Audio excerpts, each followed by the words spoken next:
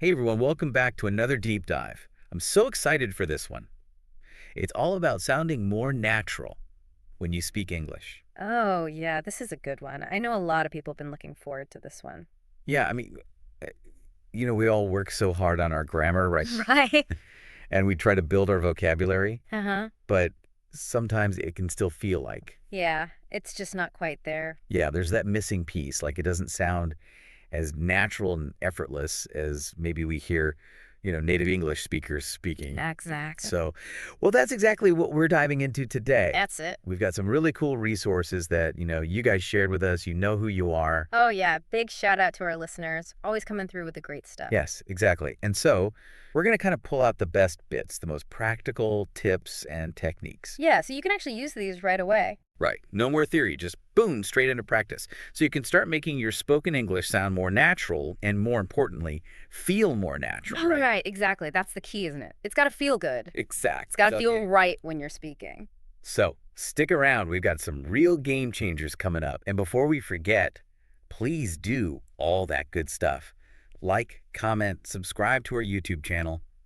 You know the drill. You know it. We love seeing your comments and questions. Keeps us going, keeps these deep dives rolling. Absolutely. Keeps us motivated, keeps us inspired. So just a little preview of where we're headed today. We're going to be talking about pronunciation, intonation, how native speakers actually use their voices. Oh, yeah, that music of English. Music of English, Yeah. exactly. Then we'll get into word choice, right? Idioms, collocations, all those little things that make a huge difference. The building blocks of natural speech, absolutely Sure do. crucial. We'll also touch upon some grammar stuff. But don't worry, it's not going to be a boring grammar lesson. No, no, no, we promise. It's all about the grammar that makes your speech flow. Yeah, the practical stuff. And then something that's so, so important is listening, right? Because, to speak well, you got to be a good listener. Right, you can't have one without the other. Absolutely fundamental. And finally, we'll talk about the role of confidence because, believing in yourself is half the battle. Confidence is key. When you feel good, you sound good. 100%. Now, before we jump into all of that, we have a question for you. Oh, yes, fire away. What's one thing, one aspect of sounding like a native English speaker that you find most challenging right now? Yeah, what's that one thing that you really want to crack? Let us know in the comments section below. We'd love to hear from you. Seriously, we love reading your comments. It helps us make these deep dives even better. Absolutely. Okay, so let's dive right in. Let's do it. So, what does sounding like a native speaker actually mean? Yeah, good question. Because, and we want to make this super clear, it's not about losing your accent. No, absolutely not. Your accent is part of you, part of your identity. Embrace it. Exactly, it makes you unique. And it's definitely not about achieving some perfect grammar. Because, let's be honest, even native speakers don't always use perfect grammar. Right, native speakers break the rules all the time in everyday conversation. They do, all the time. So it's not about that. What we're really talking about is that ease, that confidence, that natural flow that you get when you've really internalized the patterns of spoken English. Yeah, exactly. It's about being comfortable with the language, being able to express yourself naturally without overthinking every single word and grammar rule. Right, it's about fluency and feeling natural, right? Exactly. So what are the key ingredients beyond perfect grammar? Okay, so based on all the awesome resources you guys sent in, there are a few key things that really stand out. Okay, let's hear it. So first up, we've got rhythm and intonation. And this is huge. It's basically the music of English. Right, the ups and downs, the stresses, the pauses, all that good stuff. Exactly. And this is what gives English its natural flow, its sort of musicality. And it can totally change the meaning of what you're saying. No, absolutely. I mean, think about a simple sentence like, I didn't say he stole the money. Oh, yeah, yeah. Now, if you stress the word didn't, it implies something completely different than if you stress the word say, right? Okay. So intonation, crucial, crucial. Then we've got word choice. And here we're talking about using everyday words and phrases, those little chunks of language that native speakers use naturally. Like idioms and collocations. Yeah, exactly. So idioms are those expressions that don't always make sense literally, like kick the bucket or raining cats and dogs. Right. And collocations are words that just naturally go together, like make a decision or strong coffee. Gotcha. Now, these can be tricky, but they really make a difference in how natural you sound. And then, of course, we have sentence structure. And again, it's not about being a grammar expert, but more about understanding the typical patterns that native speakers use. Right. So, like using contractions. Exactly, like saying I'm instead of I am, or don't instead of do not. Right. And also using those modal verbs. Yes, modal verbs. Those are words like can, could, should, might, will, would. Right. They add subtlety and nuance to your speech, and they can also make you sound more polite and less direct. Exactly. And they're everywhere in spoken English, so it's really worth getting comfortable with them. And then we can't forget about grammar accuracy. Right, because while we said it's not about perfection, grammar is still important. Absolutely. It helps you communicate clearly and effectively, and it shows that you have a good understanding of the language. And it helps you build credibility. Absolutely. And finally, and this is perhaps the most overlooked element, is listening. Oh, yeah, listening is key. It's the foundation of everything. I mean, how can you speak naturally if you don't know how native speakers actually sound? Right, you have to train your ear. Exactly. And this means paying attention to things like intonation, rhythm, word choice, those little filler words and pauses that Mm. people use. Yeah, it's all about absorbing those natural patterns. Precisely. All right, so we've got all these elements, right? Rhythm and intonation, word choice, sentence structure, grammar accuracy, and listening.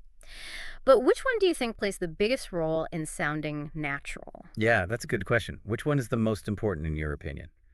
Let us know in the comments. We're really curious to hear your thoughts on this one. All right, so let's move on to that first element we mentioned. Pronunciation and intonation.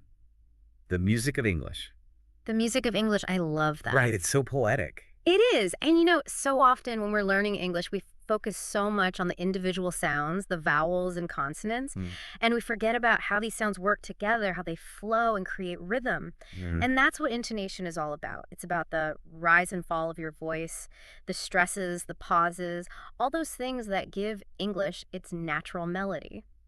So how can we actually get better at this? Well, one really powerful technique is called shadowing. Shadowing, okay? What's that? So basically, you find a short audio or video clip of a native English speaker. Could be a podcast, a TED Talk, a scene from a movie, anything. Right. And you listen to it a few times just to get a feel for it. Okay. Then you try to repeat what they're saying as closely as you can, mimicking their intonation, their rhythm, everything. You're basically trying to become their shadow. Wow, that sounds intense. It is intense, but it's super effective. And it's actually kind of fun once you get into it. Yeah, I can see how that would be. And even just doing this for a few minutes a day can make a huge difference. Okay, cool. Now, what about recording ourselves? Is that helpful? Oh, yeah, recording yourself is a fantastic way to get better at pronunciation and intonation Right. because, we don't always hear ourselves the way others hear us. Right. So it's really valuable to record yourself reading a short text or even just speaking spontaneously Right. and then listen back and compare your pronunciation and intonation to that of a native speaker. And there are some great apps out there that can help you with this. Like what? Well, there's ELSA Speak. That one's really good for pronunciation. And Youglish is great for finding examples of how words are pronounced in different contexts. Oh, cool. I haven't heard of Youglish. I'll have to check that one out. Mm.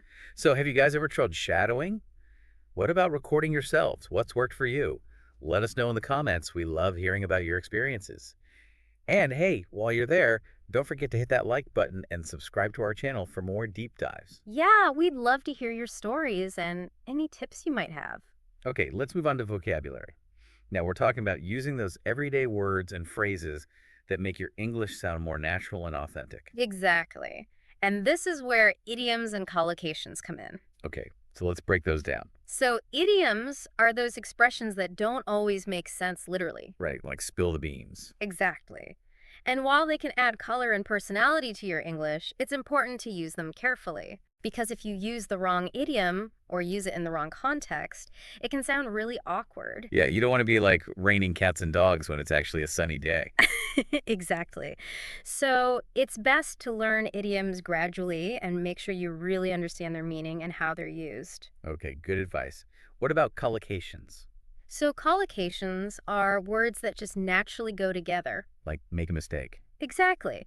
And native speakers have a really good sense of these collocations. Right? So even if you use the correct words, if they're not collocated properly, it can sound a little off. Ah, okay. Like, for example, you wouldn't say do a decision, you'd say make a decision. Right. So it's really important to pay attention to these collocations and try to learn them as you go. So how can we learn more idioms and collocations? Well, one good way is to simply expose yourself to as much natural English as possible. Like watching movies and TV shows. Exactly. Or listening to podcasts, reading books and articles, even just eavesdropping on conversations. Right. And when you come across an idiom or collocation that you don't know, write it down and look it up. Gotcha. And then most importantly, try to use it in your own conversations. Right. Practice makes perfect. Oh, Or at least, more natural. exactly. All right, so for all of you listening, what's one English idiom that you find particularly interesting or confusing? Yeah, let us know in the comments. We're always up for a good idiom discussion. Okay, let's shift gears a little bit and talk about grammar. Hmm. Now, as we said before, it's not about achieving perfect grammar, No, not at all. but it is about using grammar in a way that makes your speech sound more natural and fluent. Right, so it's about using grammar effectively, not just correctly. Exactly. Yeah, And one area of grammar that's really important for this is the use of modal verbs. modal verbs, yeah. These are so important for sounding natural and polite. Can you give us some examples of modal verbs? Sure, some common ones are can, could, should, would, may, might, and must. And they're used to express things like possibility, permission, obligation, suggestion, and so on. Okay. So, for example, instead of saying, I go to the store, you could say, I might go to the store, which sounds less definite and more natural. Right.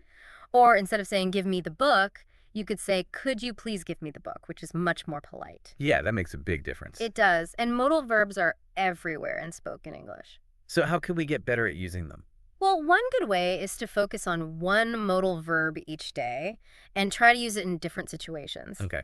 Like if you're focusing on could, you could practice saying things like, could you pass the salt, please? Or could I borrow your pen? Or could you help me with this? Gotcha. And the more you practice, the more natural it will become. Cool. Now, what about contractions? Oh, yeah, contractions are super important for sounding natural. Right, like saying I'm instead of I am. Exactly. And don't instead of do not, can't instead of cannot, and so on.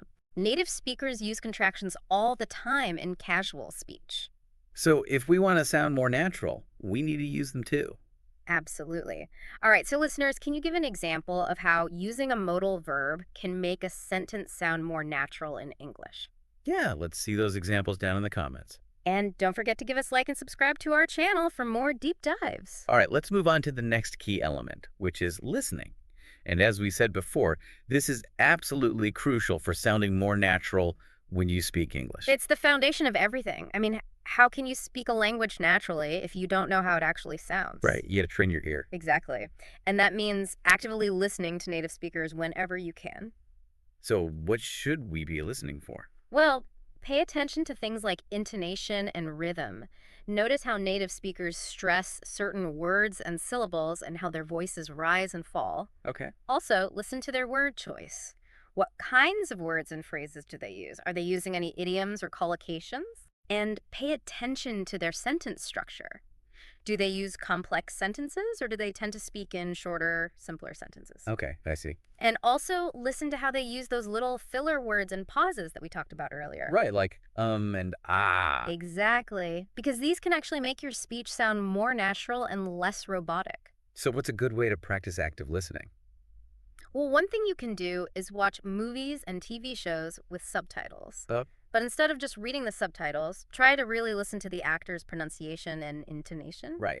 And you can also listen to podcasts and audiobooks. Okay. And when you're listening, try to pick out a few new words or phrases that you can learn and practice. Gotcha. So listeners, what are some common filler words or phrases that you've noticed native English speakers use? Let us know in the comments. We're always interested to hear your observations. All right, let's wrap things up with our final element, which is confidence. Now, this is something that often gets overlooked. But it's so important. It really is. Because, you can have perfect grammar, a huge vocabulary, and great pronunciation. Right. But if you're not confident, it's not going to sound natural. It's true. When you lack confidence, you tend to hesitate. You mumble. You second guess yourself. And that can actually make your English sound worse. Absolutely. So how can we build confidence in our spoken English? Well, the first thing is to accept that mistakes are okay. Yes, mistakes are part of the learning process. Exactly. Nobody's perfect, and that's okay. Right. And in fact, making mistakes is how we learn and improve. So don't be afraid to make mistakes. Just embrace them and keep practicing. Exactly. And another important thing is to practice speaking English as much as possible. Right. The more you speak, the more confident you'll become. Absolutely. And it doesn't matter who you speak to. You can talk to yourself, you can talk to your friends, you can even talk to your pets. Right, as long as you're speaking. Exactly. And another good tip is to record yourself speaking English. Oh, yeah, we talked about that earlier. Right. And it's a great way to track your progress and see how far you've come. And it can really boost your confidence. It can. Because when you hear yourself speaking fluently and confidently, it motivates you to keep practicing. So, just to recap, the key elements we've covered today: pronunciation and intonation, word choice, grammar, listening, and confidence. That's it. Those are the building blocks of natural, fluent English. And remember, it's not about being perfect. It's about being comfortable, being confident, and being yourself. Absolutely. And most importantly, it's about enjoying the journey. Yes, love that. Well, this has been another fantastic deep dive. It has. Thanks for having me. And thank you to all of you for listening. We hope you found this helpful and inspiring. And if you did, please don't forget to give us a like, leave a comment, and subscribe to our channel for more deep dives. Yes, we'd love to hear from you. Now, before we go, we have a final thought for you to ponder. Okay, hit us with it. How do you think understanding these nuances of spoken English can not only improve your communication, but also deepen your connection with English-speaking cultures? Yeah, that's a good one to think about. It's something to really reflect on. Definitely. So let us know your thoughts down in the comment section below. We always love reading your insights. Absolutely. And finally, what's one specific thing you're going to try differently in your English speaking after today's conversation? Yeah, what action are you going to take?